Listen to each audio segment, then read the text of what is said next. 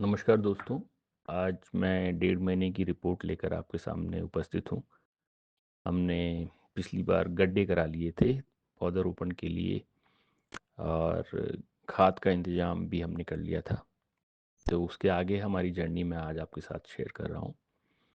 तो ऐसे गड्ढे हमने कराए थे लास्ट टाइम केवल खाद के लिए। आप देखेंगे कि इसमें हमने ये गोबर की खाद और कुछ अलग गड्ढों में बकरी की खाद भी है और उसको हमने पानी से भर लिया। कुछ खाद हमने निकाल ली और कुछ को हमने पानी से भर लिया कि वो घोल जो है हम पौधों में और गेहूं के लिए डालेंगे। आप देखेंगे कि हर गड्ढे के पास हमने ऐसे खाद डाली हुई है जो पहले जाएगी और उसके बाद ये कुछ 1900 पौधों की लिस्ट है। उसके अलावा हमने टीक भी और लगाया है। उन सारे पौधों को हमने यहाँ इस 4.5 एकड़ की खेत में हमने उसका रोपण किया है।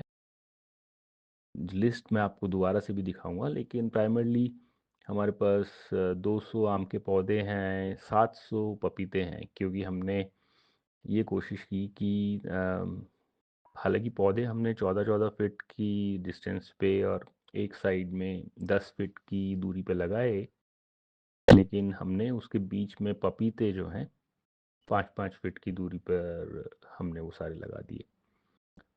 तो जैसे ये एवोकाडो है, अब उससे 14 फीट की दूरी पर दूसरा पौधा है, लेकिन उसके बीच में हमने पपीता लगाया हुआ है और पास-पास।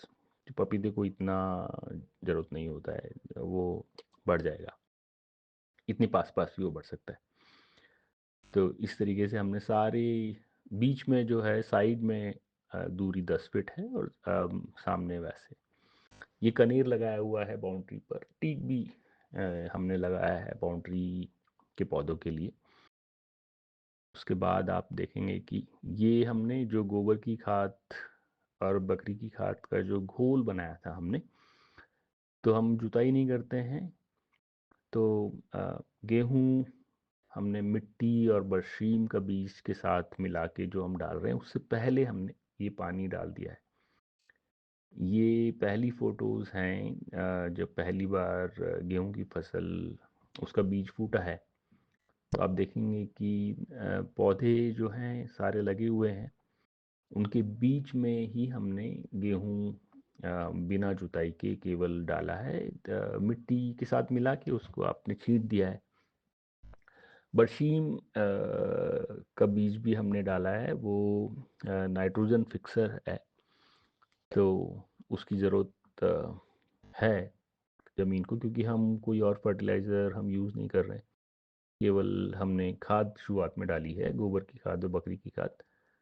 उसके अलावा नाइट्रोजन फिक्स करने के लिए बरसीम है। मैं आपको उसका फ़ोटो अभी दिखाऊँगा अ, आगे वीडियो के अंदर।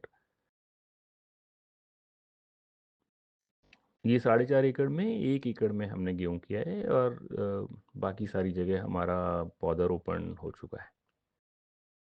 ये तिपतिया घास, बरसीम जो पहले फूटी है, ये पूरे खेत में बिछ गई है। और अभी आप देखेंगे तो ये अभी 2-3 दिन पहले की फ़ोटो है, जिसमें गेहूँ थोड़ा और बड़ा हो गया है और हमने सरसों भी डाली थी, तो सरसों भी निकल कर आई है। मेरा व्हाट्सएप नंबर है ये, आप इस पे मुझसे प्रश्न पूछ सकते हैं।